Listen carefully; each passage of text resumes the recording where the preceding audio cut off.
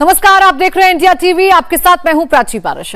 नमस्कार, आपके साथ मैं हूं पंकज भार्गव। ज्ञानवापी विवाद में हर रोज नए नए खुलासे हो रहे हैं। इंडिया टीवी के पास इस केस का एक और नया और सबसे ताजा वीडियो आया है।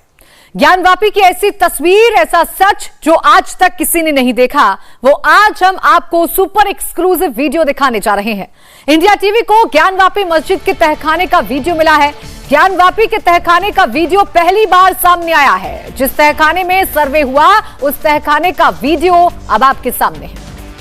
वही तहखाना जिसकी हकीकत, जिसका सच पूरा देश जानना चाहता है। उस तहखाने का ये सच आप खुद अपनी आंखों से देखिए। टीवी पर पहली बार ज्ञानवापी के तहखाने का वीडियो देश देख रहा है। ये सुपर एक्सक्लूसिव वीडियो आप इंडिया टीवी पर देख रहे हैं। देखिए, तकरीबन 3 मिनट के इस वीडियो में ज्ञानवापी के तहखाने का सच आपको दिखाई देगा। ये सुपर एक्सक्लूसिव वीडियो सिर्फ इंडिया टीवी के पास है, जो हम आपको दिखाने की कोशिश कर रहे हैं। ये तहखाना है जिसके अंदर आप मलबा देख सकते हैं, बल्लियां देख सकते हैं और कुछ लोग भी यहां पर आप देख सकते हैं। और प्राची, ये क्लैरिटी कर दें हम अपने दर्शकों को कि ये सर्वे का वीडियो नहीं है, ये पहले का वीडियो है और ये 3 मिनट का एक्सक्लूसिव वीडियो है जो हमारे सहयोगी भास्कर मिश्रा ने हम तक पहुंचाया है। आप इसमें देख सकते हैं, हालांकि अंधेरा है, जाहिर बात है ये जो लाइट्स, थोड़ी वो तस्वीरें नजर आ रही हैं, ये वो लाइट्स जो लोग लेकर वहां अंदर गए होंगे, उन्हीं के जरिए हमें तस्वीरें देखने को मिल रही है। और इसमें वो दीवार है, वही दीवार है जिसको हिंदू पक्ष गिराने की बात कह रहा है लगातार। बिल्कुल, देखिए ये तहखाने की तस्वीर है। हालांकि जैसा कि पंकज बता रहे हैं कि अंधेरा है, बहुत कुछ स्पष्ट नहीं है, लेकिन कुछ लोग वहां पर आपको घूमते हुए नजर आ रहे होंगे।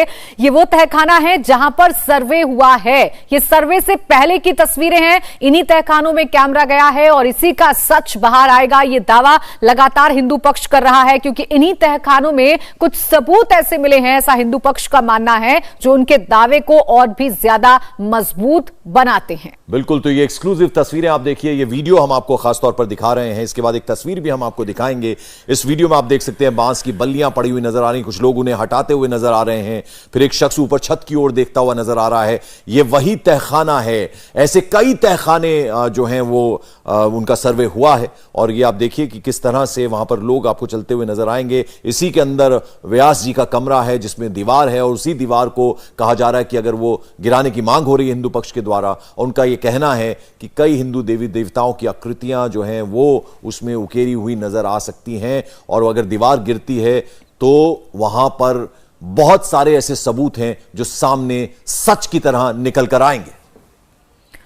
तो देखिए, आपने ज्ञानवापी के तहखाने का सुपर एक्सक्लूसिव वीडियो देखा। अब एक और सुपर एक्सक्लूसिव तस्वीर आपको दिखाते हैं। इंडिया टीवी के पास ज्ञानवापी की दीवार की तस्वीर है। टीवी स्क्रीन पर आप देखिए ज्ञानवापी की दीवार की पहली तस्वीर। इंडिया टीवी आपको ज्ञानवापी की ये तस्वीर दिखा रहा है। ये तस्वीर बताई जा रही है, व्यास जी के कमरे की तस्वीर बताई जा रही है और ये कहा जा रहा है कि अगर इसे तोड़ा जाएगा, ये हिंदू पक्ष कह रहा है कि अगर इसे तोड़ा जाएगा तो बहुत से ऐसे सबूत हैं जो बाहर आएंगे, जो उनके दावे को मजबूत करेंगे।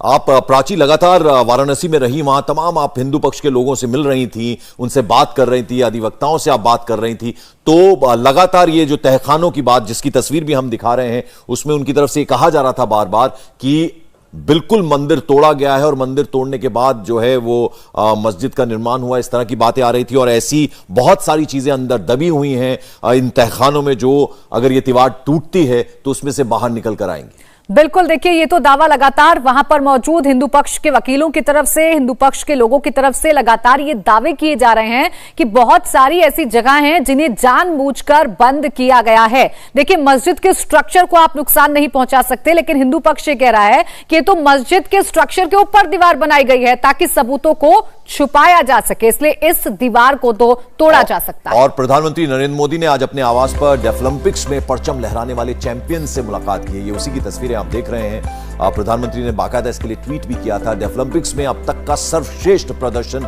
करने के लिए प्रधानमंत्री मोदी ने भारतीय टीम की मेजबानी की है, उन्हें बुलाया है। जी सर।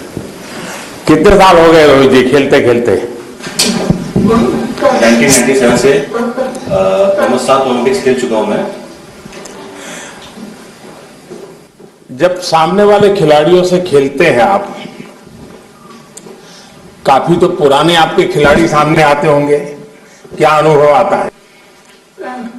सर, जब मैं पहले खेलता था 1997 से, तो मेरे हियरिंग लोगों के साथ मेरा कंपटीशन होता था और मैंने बढ़ने की कोशिश की। मैंने ओलंपिक्स खेले, कॉम्पिटिशन्स जैसे बिल्कुल हियरिंग लोगों के साथ जैसा कंपटीशन होता है, मैंने भी उसमें आगे बढ़ने की कोशिश की और अब तक मैं लगभग हियरिंग कॉम्पिटिटर्स के साथ खेल सकता हूँ।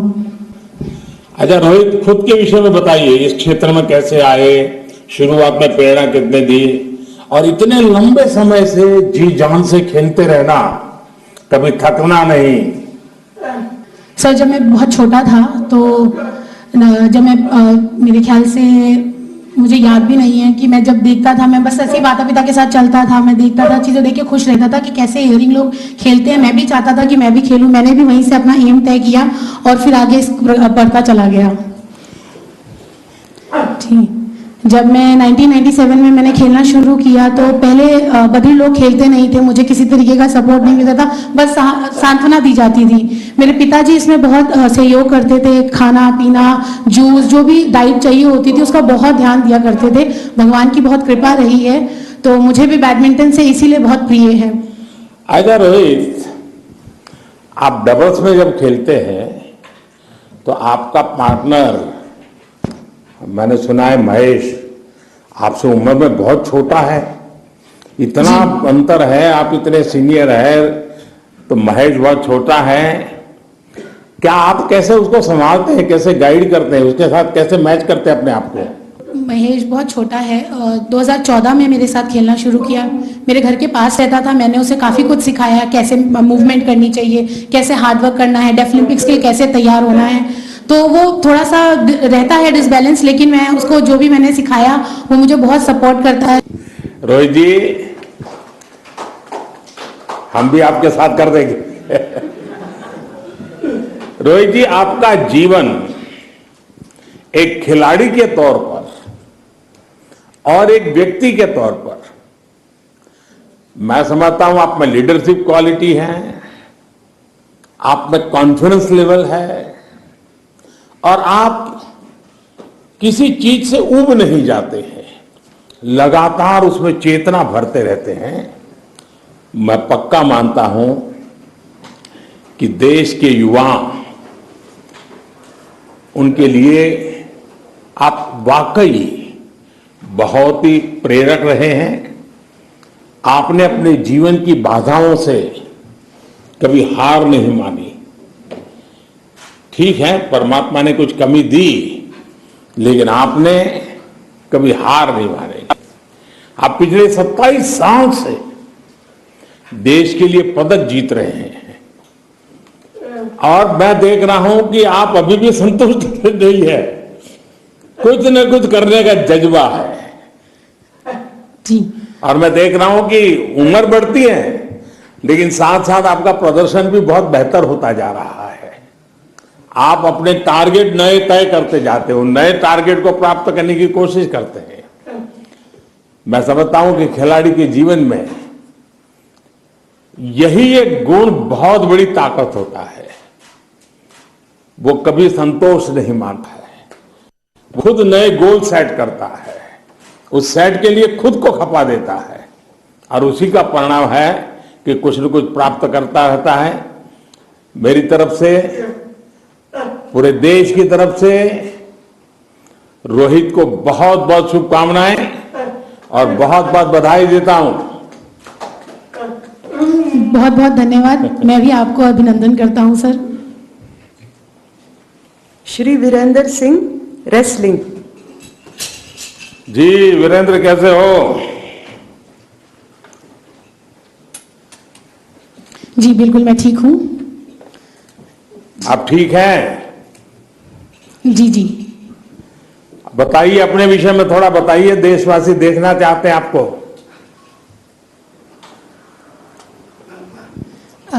मेरे पिताजी और मेरे चाचा जी पहलवान थे, मैंने उन्हीं को देखकर पहलवानी सीखी और वो गुण मुझ में आया और मैंने ये निरंतर प्रयास किया कि मैं बढ़ता रहूं। बचपन से ही मैंने मेरे मम्मी पापा मुझे सपोर्ट करते थे, मेरे पिताजी ने सपोर्ट किया और मैं वो पहलवानी सीखता चला गया और आज इस स्तर पे पहुंचा हूं। लेकिन पिताजी को और चाचा को संतोष है? नहीं, वो चाहते हैं कि मैं और करूं, और खेलूं, और बढ़ता रहूं, और तरक्की करता रहूं, कि जैसे जैसे देखता हूँ कि जो हियरिंग समाज के लोग हैं वो आगे निरंतर बढ़ते जा रहे हैं, जैसे कि वो लोग जीतते जा रहे हैं। मैं भी हियरिंग लोगों के साथ खेलता हूँ, मैंने भी उन्हें मात दी है और मैं सिलेक्शन में आया हूँ, पर मैं सुन नहीं पाता था, इस वजह से मुझे निकाल दिया गया और मैं नहीं जा पाया और मैं इसके लिए बहुत पछताया, रोया भी। पर फिर मैंने बधिर समाज में जब मैंने अंदर आया तो मेरी रोंगटे खड़े हो गए और मैं खुशी से मारे फूला नहीं समाया कि मैं जीत गया। जब मैं मेडल पहली बार जीता, ऐसे ही मुझे लगता था कि चलो छोड़ो, अब मैं क्यों हियरिंग समाज के पीछे जाऊं, अब मैं बधिर समाज में ही एक नाम कमा सकता हूं और मैं उसको निरंतर आगे बढ़ सकता हूं। मैंने कई मेडल जीते 2005 में, उसके बाद 2007 में, उसके बाद मैंने फर्स्ट ओलंपिक जब जीता था। अच्छा वीरेंद्र बताओ, जीता था। अच्छा 2005 से लेकर अब तक के हर डेफ ओलंपिक्स में आप पदक जीत करके ही आए हैं। ये निरंतरता आप कहां से लाते हैं? इसके पीछे क्या प्रेरणा है आपकी?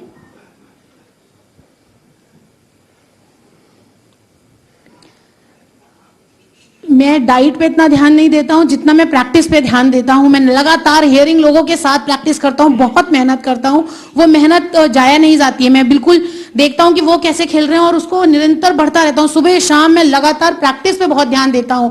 मेरा एम रहता है कि मैं बाहर कहीं जाऊंगा खेलने तो मैं अपने माँ बाप के चरण स्पर्श करके निकलता हूं अपने देश को छोड़ के, और मैं उनको याद करके ही खेलता हूं और मैं खुश रहता हूं कि मैं विजयी होकर आया हूं। ये मेरे मन में मेरी आशा रहती है।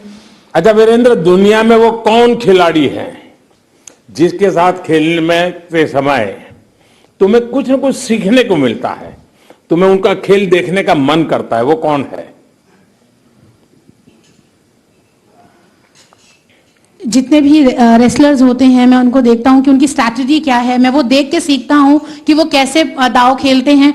वो मैं उन्हीं को देख के खेलता हूं और मैं सोचता हूं कि मुझे उस पर ध्यान रखना है, कि मैं भी घर पे उस पर निरंतर सोचता भी रहता हूं कि उस खिलाड़ी ने कैसा खेला था, तो मेरे को भी उससे अच्छा और उससे बराबर की टक्कर देके खेलना है। मुझे उससे बिल्कुल घबराना नहीं है, एकदम सामने की कराके की टक्कर देनी है और जीतना है उस दाव पेच के साथ। वीरेंद्र, अच्छी बात है कि आप खेल की दुनिया में उस्ताद भी हैं, साथ साथ विद्यार्थी भी हैं। ये अपने आप में बहुत बड़ी बात है। आपकी जो इच्छा शक्ति है वो सचमुच में हर किसी को प्रेरित करती है जी। इसके साथ ही मेरा मानना है कि आपसे देश की खिलाड़ी और युवा दोनों जो सीख सकते हैं, और वो है आपकी निरंतरता। एक बार शिखर पर पहुंचना कठिन है, पर उससे भी कठिन इस बात पर है कि जहां पहुंचे हैं वहां टिके रहना और फिर भी ऊपर जाने की कोशिश करते रहना।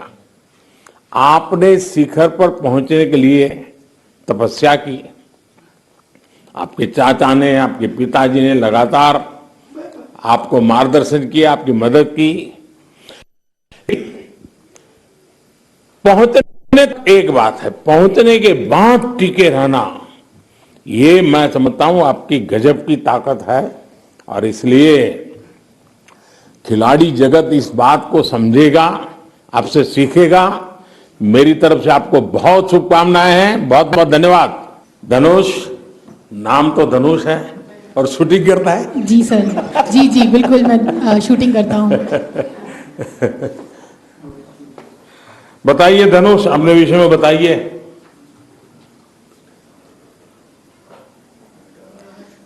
जी, मैं निरंतर शूटिंग में प्रैक्टिस करता रहा। मेरी फैमिली का सपोर्ट मुझे बहुत रहा कि मुझे स्टेज वाइज वो कि मुझे हमेशा बताते रहे कि मुझे जीतना ही है, फर्स्ट ही आना है। मैं 4 बार विदेश जा चुका हूँ जीतने के लिए, और मेरा ये हमेशा निश्चय रहता है कि मैंने तय किया होता है कि मुझे फर्स्ट ही मेडल लाना है, मुझे गोल्ड ही जीतना है। धनुष जी, आप और विद्यार्थी जो चाहते हैं इस खेल में आगे बढ़ना, आप उनकी क्या मदद कर सकते हैं?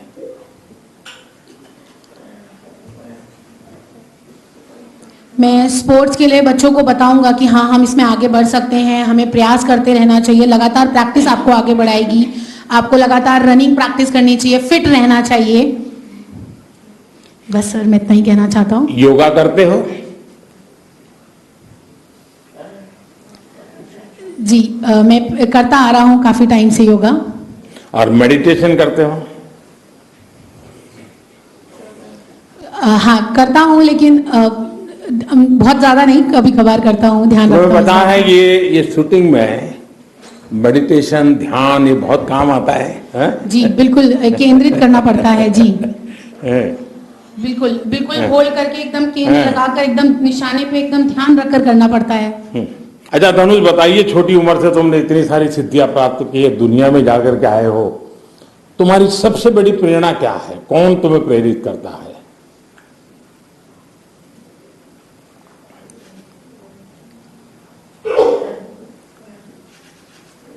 मुझे सबसे ज्यादा, मैं अपनी माँ से बहुत मेरा लगाव है, वो उनके साथ मुझे बहुत खुशी मिलती है। मेरे पापा भी मुझे सपोर्ट करते हैं और प्यार करते हैं, लेकिन पहले 2017 में जी, मैं जब थोड़ा परेशान रहता था, उदास रहता था, तो मम्मी का सपोर्ट बहुत रहता था।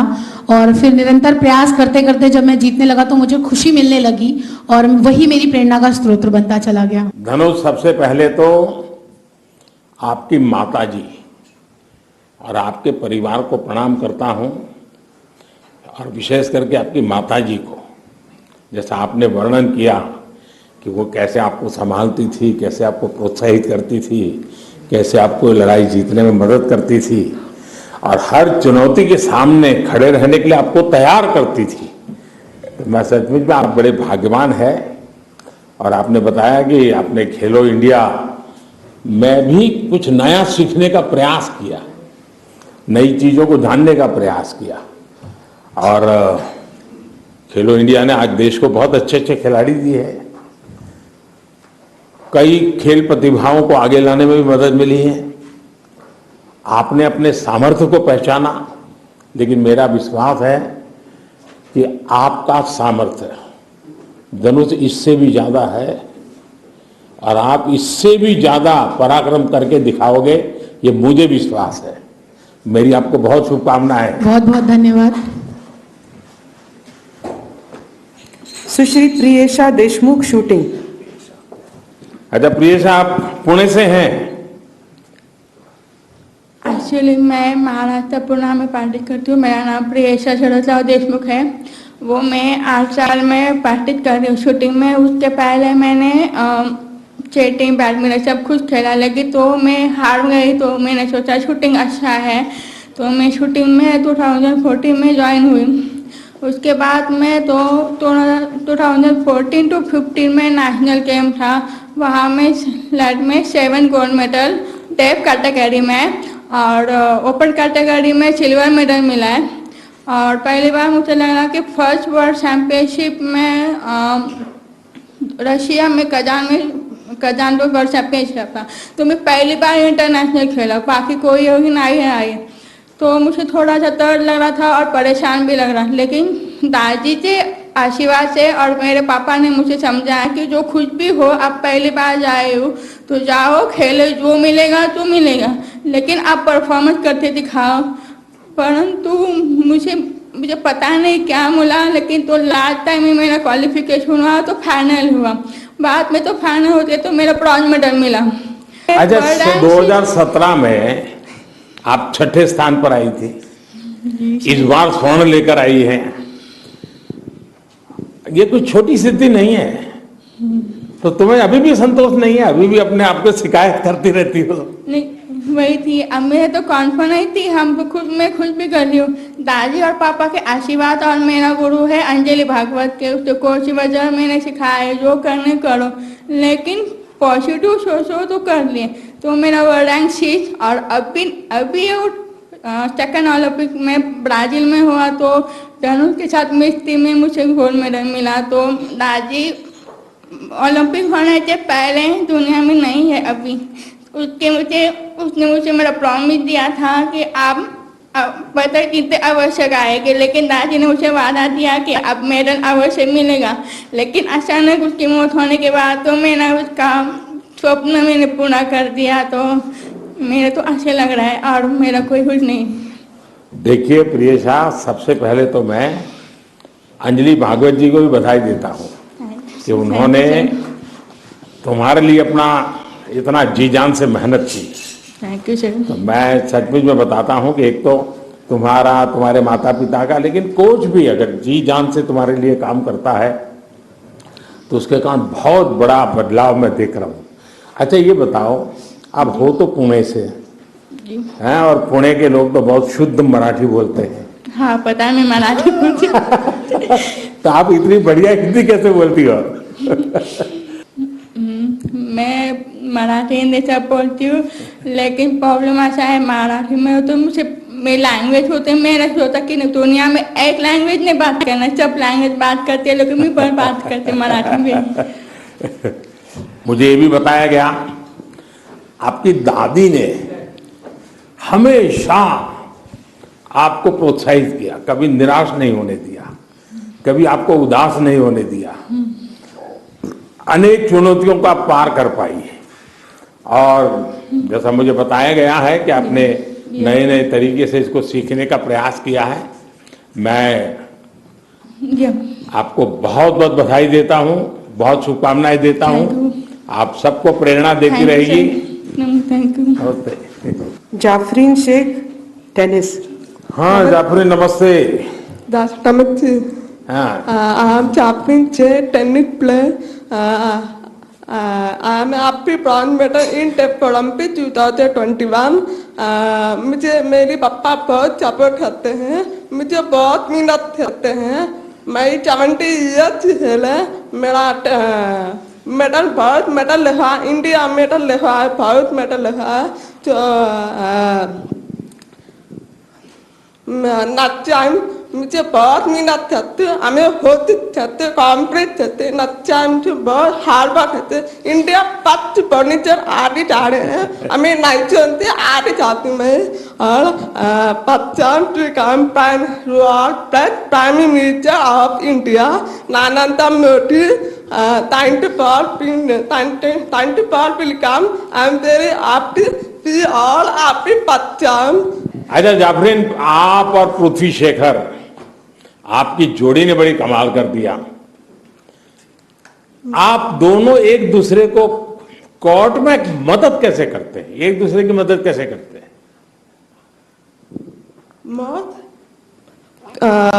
हम दोनों सपोर्ट करते हैं, हम दोनों होते चाहते, हम दोनों फाइट खड़े हैं। और बड़ी खबर आपको बता दें, बीएमसी ने नोटिस जारी कर सांसद नवनीत राणा और उनके पति रवि राणा को 15 दिन की मोहलत देते हुए खार वाले फ्लैट में अवैध निर्माण गिराने के लिए कहा है। चेतावनी देते हुए कहा गया है कि अगर यह अवैध निर्माण खुद राणा दंपत्ति नहीं गिराते हैं तो बीएमसी अपना हथौड़ा चलाएगी। राणा ने बीएमसी को नोटिस का जवाब भी दिया, लेकिन बीएमसी ने राणा दंपत्ति की दलीलें मंजूर नहीं की। बीएमसी ने राणा को अगले 15 दिनों में अवैध निर्माण गिराने का नोटिस थमा दिया है। राणा दंपत्ति अगर अपने फ्लैट में किए गए अवैध निर्माण को नहीं गिराते हैं, बीएमसी इसे गिराएगी और इस पर कार्रवाई में जो खर्च आएगा वो राणा परिवार से ही वसूला जाएगा। वहीं ज्ञानवापी विवाद को सुप्रीम कोर्ट ने वाराणसी जिला कोर्ट को ट्रांसफर कर दिया है। इस पूरे विवाद पर एआईएमआईएम अध्यक्ष असदुद्दीन ओवैसी का क्या कहना है, सीधे उन्हीं से पूछते हैं। इस वक्त हमारे साथ खुद ओवैसी साहब जुड़ चुके हैं। ओवैसी जी, सुप्रीम कोर्ट गया मुस्लिम पक्ष, आपको वहां से क्या मिला? मेरा सीधा सवाल यही है, क्योंकि मामला तो एक बार फिर से लौटकर काशी में ही चला गया है।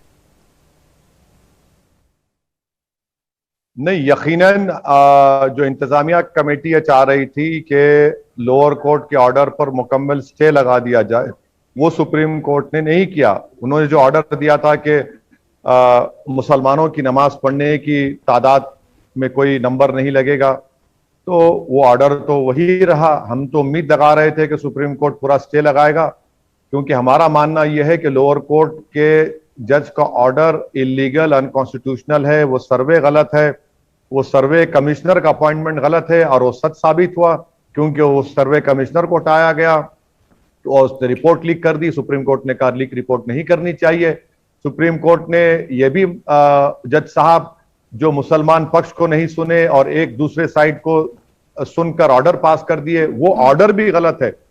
तो अब यकीनन हम जो चाह रहे थे नहीं हुआ, मगर भारत के मुसलमानों में एक खदशा है, अप्रिहेंशन है कि जिस तरीके से हमने अपनी बाबरी मस्जिद को खोया अपनी आंखों के सामने, हम दोबारा और एक मस्जिद को नहीं खोना चाहते। और मेरा मानना यह है कि सुप्रीम कोर्ट सुप्रीम है, उनके पास आर्टिकल 142 के तहत इतने पावर्स हैं कि वो कंप्लीट जस्टिस कर सकती हैं। और जब सुप्रीम कोर्ट ने खुद 91 के एक्ट को संविधान के बेसिक सेक्टर से जोड़ दिया, तो अब उनको वॉक द टॉक करना है पूरे कोर्ट्स को, ताकि इनिशियल लेवल पर ही इन चीजों को रोक दिया जाए। कोई भी कोर्ट जा सकता है, मैं रोकने की बात नहीं कर रहा हूं, मगर आप जब 91 के एक्ट को संविधान से जोड़ चुके हैं बेसिक सेक्टर से, तो उसको उसी लेवल पर रोकना चाहिए। ठीक है, देखिए 1991 एक्ट की लगातार बात हो रही है, लेकिन आज जो कोर्ट में सुनवाई हुई, जो प्रोसीडिंग्स हुई, जज और वकील के बीच में जो बातचीत हुई, उसमें सुप्रीम कोर्ट ने एक टिप्पणी की। 1991 प्लेसेस ऑफ वर्शिप एक्ट के सेक्शन 3 और 4 का जिक्र किया गया। उस पर आप क्या कहेंगे ओवैसी साहब? एक इंटेलेक्चुअल आर्ग्यूमेंट को, एक्सरसाइज को आप ट्विस्ट कर ऑब्जर्वेशन नहीं कह सकते। जजेस वकीलों से सवाल करते हैं और सवाल का जवाब आता है, तो उसको अगर कोई ऑब्जर्वेशन का स्टेटस देगा, इंटेलेक्चुअल डिसऑनेस्टी है। अगर ऑब्जर्वेशन को जजमेंट का स्टेटस देंगे, इंटेलेक्चुअल डिसऑनेस्टी। और तीसरी बात यह है कि क्या यह बात आज के ऑर्डर में रिफ्लेक्ट हो रही है, तो बताइए हमको। नहीं हो रही है, ये तो सवाल जवाब होता है, एक इंटेलेक्चुअल एक्सरसाइज है जो फाजिल जजेस ऑनरेबल वकलाओं के साथ करते हैं, उसको इस तरह का लेवल। क्योंकि आप एक बात याद मानिए कि 91 का एक्ट ये कहता है कि किसी भी मंदिर मस्जिद जो 15 अगस्त 47 को थी, उसका नेचर और कैरेक्टर नहीं चेंज किया जाएगा। तो कैसे जज साहब कहते, और खुद जस्टिस चंद्रचूड़ साहब तो उस 5 जजेस बेंच के जज थे। पैराग्राफ 83 में उन्होंने जजेस ने लिख दिया कि हिस्टोरिकल रॉन्ग्स को आप कानून को हाथ में लेकर करेक्ट नहीं कर सकते और मौजूदा प्रेजेंट को आप अप्रेस नहीं कर सकते। तो ये बात तो है ना। तो आप उसको इस तरह से अगर कोई मीडिया के लोग पेश कर रहे हैं, तो ये उनकी इंटेलेक्चुअल डिसऑनेस्टी है। ये देखिए, ऐसे तो कोई पेश नहीं किया जा रहा, कोर्ट की टिप्पणियां, उस पर जवाब लिया जाएगा। लेकिन चूंकि आप लॉ की बात कर रहे हैं और बीजेपी लगातार ये कह रही है कि आप 1991 प्लेसेस ऑफ वर्शिप एक्ट की बात करेंगे, लेकिन सीए एनआरसी पर आप विरोध करेंगे, उसे कानून नहीं मानेंगे। इसीलिए मैं करता हूं क्योंकि देश की सुप्रीम कोर्ट ने 1991 एक्ट को बाबरी मस्जिद राम मंदिर जजमेंट में माना भी है और उसको संविधान के बेसिक स्ट्रक्चर से एलिवेट करके जोड़ दिया है। CAA के कानून को अभी सुप्रीम कोर्ट में बेंची नहीं बनी, वो चैलेंज है। मगर 91 का एक्ट तो मान लिया सुप्रीम कोर्ट, और CAA का कानून जो बनाया गया है वो मजहब की बुनियाद पर बनाया गया है, जो हमारे भारत के संविधान के राइट टू इक्वालिटी के खिलाफ है। ये मेरा मानना। इसीलिए मैंने उस कानून को पार्लियामेंट में उसकी बिल को फाड़ा और उसकी मुखालिफत में वोट भी दिया मैंने। चलिए, देखिए, आपके अलग अलग तर्क हो सकते हैं, लेकिन आप शुरुआत से ही ओवैसी साहब ज्ञानवापी को लेकर काफी गुस्से में नजर आते हैं। आपके बयान हम लगातार सुनते हैं, आप सीधे प्रधानमंत्री नरेंद्र मोदी से सवाल पूछते हैं और बीजेपी इस पर यह कहती है कि आप सिर्फ नफरत फैलाने का काम कर रहे हैं। मेरी एक बात सुनिए, देश का प्रधानमंत्री तो मैं नहीं हूं ना, आप है ना मैडम। देश के प्रधानमंत्री को मैं सवाल नहीं करूंगा तो किससे पूछूंगा? आसमान तारों से पूछूंगा मैं देश के प्रधानमंत्री से आपके प्रोग्राम में भी कह रहा हूं कि देश के प्रधानमंत्री को यह जरूरी है कि इन तमाम चीजों पर रोक लगाए, वो पुराने जख्मों को खोलने ना दें। आप मुझे एक बात समझाइए मैडम, अगर मैं प्रधानमंत्री को नहीं पूछूंगा तो क्या रोड चलते आदमी को पूछूंगा मैं? क्या ये इन तमाम लोगों को ताल्लुक संघ परिवार से नहीं है? क्या 53 इयर्स पहले मुसलमान और हिंदुओं ने बैठकर मथुरा के मसले का हल नहीं निकाला? उसका एग्रीमेंट कोर्ट में दाखिल नहीं किया? क्या मुसलमानों ने जमीन नहीं दी जहां पर एक आलीशान मंदिर आज तामीर है? ये मसले क्यों खोले जा रहे हैं? चलिए ठीक है, मसले खोले जा रहे हैं, लेकिन देखिए राजनीति इस पूरे मसले पर हो रही है। और देखिए आरोप तो ये आप पर लग रहे हैं कि काशी का मुद्दा उठाकर आप सियासी रोटी सेकने का काम कर रहे हैं। जो जमीन आपको मिल नहीं पाई उत्तर प्रदेश में, वही जमीन तलाशने की कोशिश कर रहे हैं। मैं देखिए मैडम, अगर मैं सियासी रोटी सेकना चाहता तो मेरे पास कम से कम 15-20 MP होते। अगर मैं सियासी रोटी सेकना चाहता तो यूपी में मैं जीत जाता ना। किसने 80-20 की बात की? मैंने की 80-20 की बात मैडम, मैंने तो नहीं की ना बात। वो किसने कब्रस्तान शमशान की बात की? किसने कहा था कि 1200 साल की गुलामी मैंने नहीं की थी? देश के प्रधानमंत्री ने पार्लियामेंट के फ्लोर पर की थी, देश ने सुना उसको। मैं संविधान की बात कर रहा हूं, मैं 1991 एक्ट सुप्रीम कोर्ट के फैसलों की बात कर रहा हूं, मैं रूल ऑफ लॉ की बात कर रहा हूं। अगर ये तकलीफ दे हो रहा है तो ठीक है, आपको तकलीफ होनी चाहिए क्योंकि ये सच्चाई है। अच्छा चलिए ठीक है, इस पर तो सियासत हो रही है, आप पर आरोप लग रहे हैं, आप दूसरों पर आरोप लगा रहे हैं, लेकिन आपने कहा कि जिला अदालत से अब आपको न्याय की उम्मीद है जब सुप्रीम कोर्ट ने मामला ट्रांसफर कर दिया। लेकिन डीएम बनारस को लेकर आप गंभीर आरोप लगा रहे हैं, आप कह रहे हैं कि वो याचिकाकर्ता से मिले हुए हैं, इसका आधार क्या है वैसे साहब? सुनिए, उसका उसका उसका उसका उसका आपने अच्छा सवाल किया। सुप्रीम कोर्ट ने, लोअर कोर्ट ने कहा था कि उस फाउंटेन को उन्होंने शिवलिंग का सील कर दिया। सुप्रीम कोर्ट ने कहा कि उसको प्रिजर्व किया जाए। अब प्रिजर्वेशन के नाम पे आप मुझे वजू करने से कैसे रोकेंगे? तो लोकल एडमिनिस्ट्रेशन दूसरी पक्ष की ताईद में खड़ा हुआ है ना। यकीनन ऑर्डर है प्रिजर्व करो, मैं वजू कहां पर करूंगा? कहां पे वजू करूंगा बताइए मैं? और सुप्रीम कोर्ट ने यह भी कहा कि मुसलमानों को उनका रिलीजियस ऑब्जर्वेंस करने की इजाजत है। आप उस फाउंटेन को प्रिजर्व करिए, मगर मुझे वजू से क्यों रोक रहे हैं आप? मुझे उस नल से पानी क्यों नहीं खोलने दे रहे आप? मुझे उस पॉइंट से वजू क्यों करने नहीं दे रहे? आपने तो पूरे लगा दिया, बंद ही कर दिया उसको। भाई प्रिजर्वेशन अलग है और आप बंद करना अलग है, ये क्या बात है बताइए? सुप्रीम कोर्ट ने कहा प्रिजर्व करिए, इसीलिए मैंने लोकल एडमिनिस्ट्रेशन के उस हरकत पर सवाल उठा रहा हूं। लेकिन देखिए वैसे साहब, ये बात ना समझ में नहीं आती है। अगर आप वजू करेंगे तो फिर उस एरिया को सील करने का क्या मतलब हुआ? क्या सबूत और साक्ष्यों से छेड़छाड़ नहीं होगी? कैसे वजू हो जाएगा अगर वो पूरा एरिया सील कर रहा है कोर्ट? तो